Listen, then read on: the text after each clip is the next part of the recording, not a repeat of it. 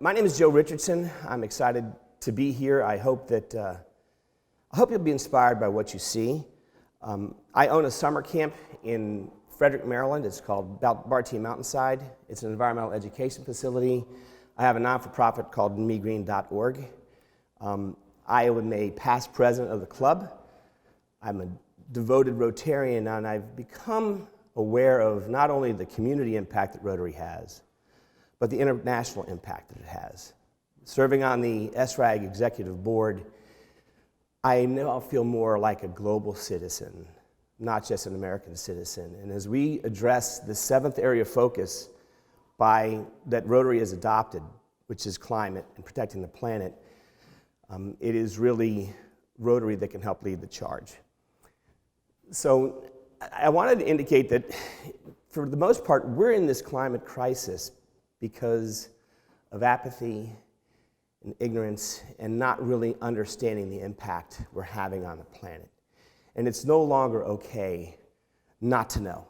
It's time to become educated, and more importantly, it's time to educate our children, our peers, everyone. I was inspired by Project Drawdown. Now, SRAG has partnered with Project Drawdown, which was a book produced in 2017 by Paul Hawken and a great group of editors.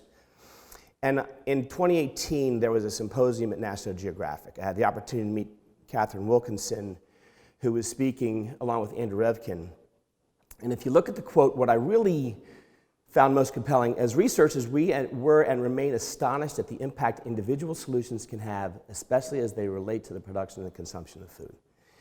So it's amazing, like this little Lunch Out of Landfill project started very modestly in Urbana, but it has a really strong impact.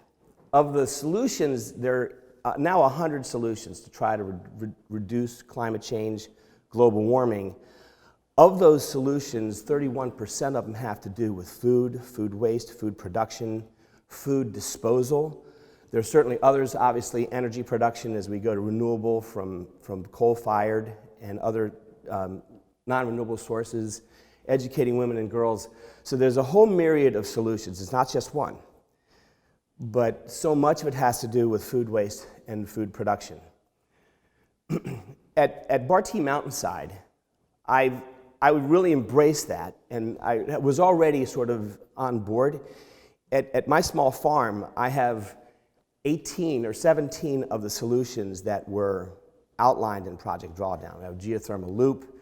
We are going to be engaging in managed grazing, perennial staple crops, nutrient management, regenerative annual cropping. So of all these solutions that are outlined, 18 of the original 80 solutions are in place at my farm. It's kind of Drawdown in miniature. This image comes from World Wildlife Fund, but 30 to 40% of the food that we produce is wasted before we even eat it. I have a loaf of moldy bread on my countertop that I'm getting ready to put in the compost bin. On average, anywhere from $1,500 to $2,500 of food that we buy, we throw away before we ever eat it. I am probably in the $5,000 range. I'll buy a whole bunch of avocados. They're hard as a rock from Costco. I let them soften. By the time I get to the fifth or sixth avocado, they're already rotten. So much of what I buy, I waste. And that is one of the major sources. If we had the local market that we could walk to every day and get the food we need, like we did back in the day, we wouldn't see so much food waste. But we have so much food available to us, and we purchase this stuff sort of haphazardly. There's a lot of things in our refrigerator we never get around to eating, but there's an enormous amount of food that's wasted, and the cost of getting the food to the market, to your house, is appalling. This number is a bit difficult for me to really kind of wrap my head around. 124 million tons of greenhouse gases contribute to climate change from landfill emissions alone. So one of the biggest problems is we're throwing a lot of organic matter into the landfill. And when we do that, it breaks down into methane gas. A lot of landfills have methane gas collection facilities, but they only capture a fraction of it. And methane gas is 80 times more potent, 85 times more potent than carbon emissions. And methane gas production from our landfills are having a severe impact on the planet. in Drawdown several of the solutions. Now, Drawdown originally had these things categorized by number. The number one crisis for Project Drawdown was feral freon. Number 3 was reducing food waste, and composting is another one of those solutions.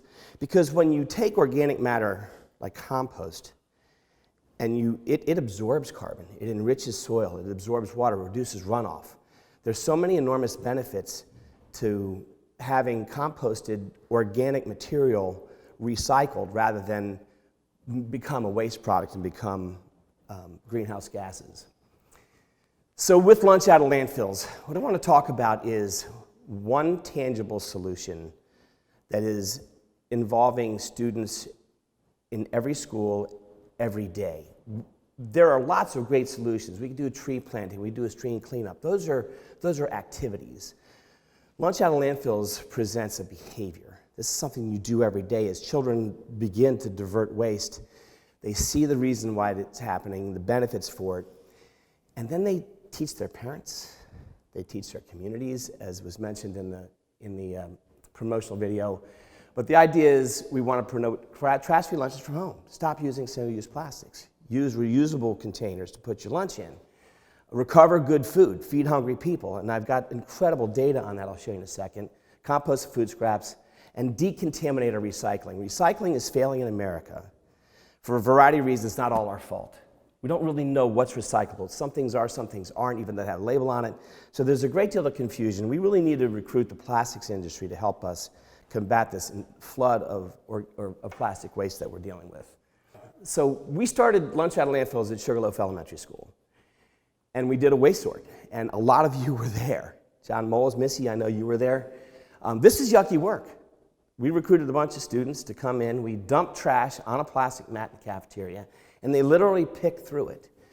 It was disgusting. It's amazing how a sandwich that you had on your plate or your napkin in a cafeteria was perfectly edible. You put half of that in a trash can, and 20 minutes later, it's absolutely disgusting. We did waste sorts at a number of schools. The young man is at Monocacy Elementary, Brunswick High School. And what I found at every school I went to was that the kids were excited. They embraced it. They're looking for solutions. If we can empower them and give them solutions, we'll be transformative. The examples of the waste sorts that we did in those schools, we were seeing anywhere from 87%. The low was at Brunswick High School. High school students eat more of their food. There's going to be less organics because a hungry high school boy is going to eat everything, including the plate that the food was on. In elementary school, moms give their children whole sandwiches that they can't eat, they don't eat. They send them off thinking their children are going to eat a nutritious lunch, and most of it ends up in the trash. The other thing that we noticed in these waste sorts is we picked out untouched food. Now, what was pictured here is a fraction of the day's haul. We emptied 3 trash bags out of 12. So when I look at Urbana Elementary School, there were 12 unopened milks in the trash. That's not recyclable. That's going to a landfill. There's a lot of weight to that. And they're unopened. So I was beginning, by just doing these waste sorts, we began to see there was a tremendous amount of food uneaten that could be recovered. We educated. I can't do this at every school, but we did an assembly. We taught kids, this is what this looks like, these are the different bins, this is what you do, this is how you do it.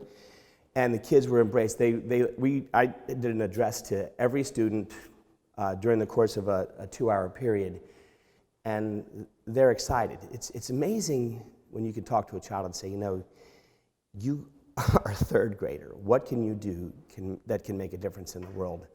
And the answer is a lot. Rotarians came, this is our club. We were in the cafeteria every day for a number of weeks helping these kids to sort properly. You can't just give the program to a school. Here's a container, have at it. You have to model it, you have to police it, you have to continue to monitor waste and make sure they're not continuing contamination. And the waste stations look like this. You have a liquids bin. If you don't drink all of your milk, pour it out, put the cap back on, recycle it. If you don't drink any of it, put it in a cooler. The green organics bin, I want you to notice the rotary sticker on that, where the organics only, no plastic forks, no ketchup packets go in there. Then you have recycling, which is now uncontaminated, and trash. This is what it looked like before. The picture on the right is a blue recycle bin. And you can see there's a lot of things in there that are not recyclable. So when that is collected by the building services, they can't put that in a recycle bin. It's contaminated. It's all going. Everything was going to the landfill, 100% of it. This is what it looks afterwards. That's a clean recycle stream. That's clean organics. But notice the number of uneaten apples in that organics bin. Urbana Sugarloaf Elementary School, Megan McKeever, these amazing kids from the Hawks Club. They would go into the cafeteria every day, weigh, measure. They recorded the information, uploaded it on our website. We needed data. It was absolutely essential. They started off with 12 kids in the Hawks Club in January 2019. By the end of the year, they had 84. 84. And this is the data that we found. At Urbana, for 6 months, we produced a total of 19,002 pounds of trash. Previously, all of that, because recycling was contaminated, was going to a landfill. Of that, 9,700 pounds was food. 50 to 55% was organic. 4,000 pounds was liquids. Simply by pouring the liquids out, we reduced the weight. When a truck goes to the landfill, you pay by weight. Well, we just eliminated 4,000 pounds of liquids by pouring it out. 2,100 pounds of a decontaminated recycling, so we went from 19,000 pounds of trash to 2,900. The data doesn't lie. It tells a story. It's not unique just to Urbana Elementary School. This is systemic in every school in the United States. This is an example of the data sheet. Again, data tells a story. It was this data that compelled the school system and other Rotary clubs to expand the program. And then lastly, food recovery. I saw so much food going into the landfill or going into the trash. We were telling the kids, if you don't drink your milk, they can't give it back. They can't give it back to food services. So once they're issued the milk, they have no choice either to drink it or to throw it out. So they were throwing it out. And we told the kids, well, open your container up, pour it out.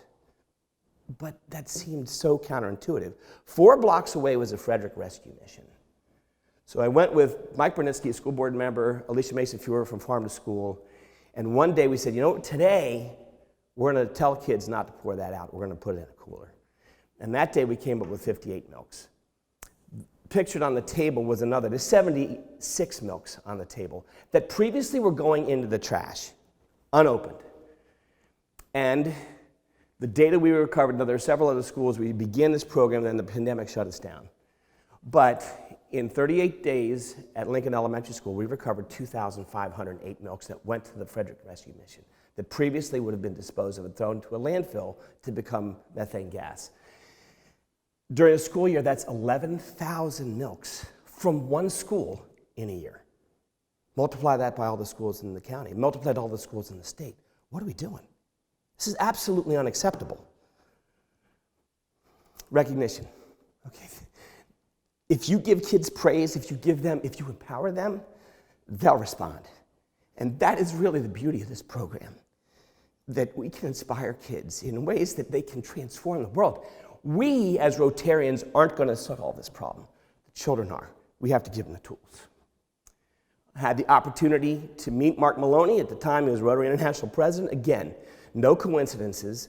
I'm holding in my hand a book, Project Drawdown, and said, you've got to use this. Now, a month later, and I don't think that was because I gave him the book. I don't think that would have happened that quickly. But a month later, Climate Solutions Within Our Reach, they outlined 7 of the drawdown solutions a month later in the Rotarian. And then I had an article in Rotary, the Rotarian magazine. Had an opportunity to present at World Environment Day last year. I'm a little guy. The people who were presenting with Daniel Cooney, the Communications Acting Director of the United Nations Environmental Programs, this guy's a heavy hitter. Jonathan Foley, the Executive Director of Project Drawdown, and then somehow or other, I'm sandwiched in between them. What Rotary sees and what they want is they want tangible solutions. We can talk about the big picture.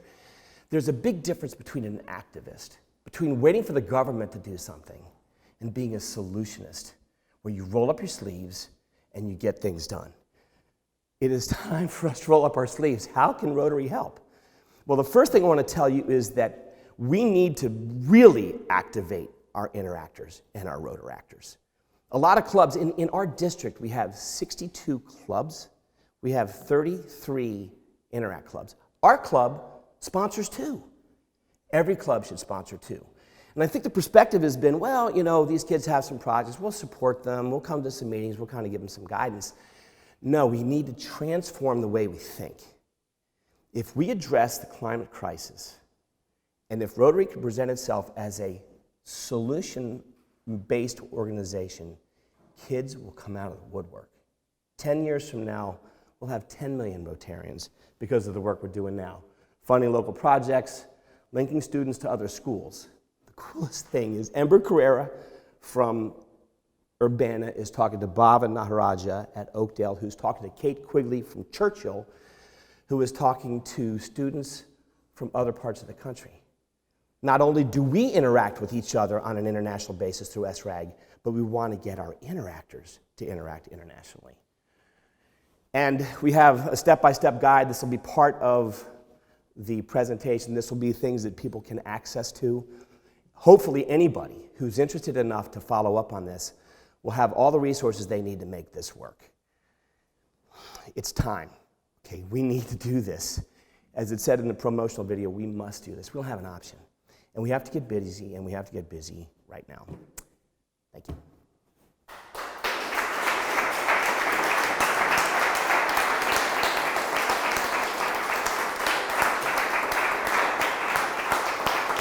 So, I'm going to need your help. I'll have time scheduled, but what's really amazing is that if you're doing the right thing, things happen. I got this idea because I was on the Sustainability Commission. I knew we had a problem. Rotary has been instrumental. Dario Cavasso said, Joe, what do you need? I applied for grants, I got nothing. So he said, what do you need? I need $1,500 to keep Urbana and get Urbana Sugarloaf started. A year later, it was 5 clubs, $10,000 matching grant of $10,000. The school board pitched in $10,000. We were on our way. We collected organics. We're not going to do this. The key is we need to prove that this is sustainable. We have to prove that by reducing 87% of the waste that's going to landfill, we need fewer dumpsters. And because we have fewer dumpsters, we can afford to have the organics taken to a commercial compost facility. Our goal and the challenge with Frederick County, they said, Joe, we're going to do 25 or 30 schools this year. You have 1 year to prove that this is cost neutral, that we can afford it. We're going to do that. But you could look at the costs that are economic, financial, and then you look at the costs that are environmental. And there's no choice but to do this. So, okay, all right.